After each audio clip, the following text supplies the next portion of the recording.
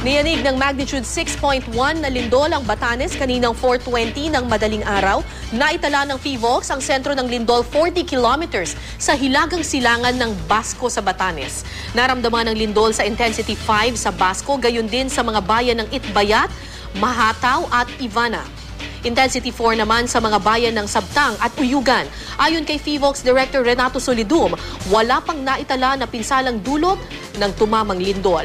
Wala ring inilabas na tsunami warning, pero posible raw masundan ng aftershocks ang pagyanig. Sa paligid kasi ng Batanes Islands, may mga local faults o tectonic earthquake na nangyari kanina.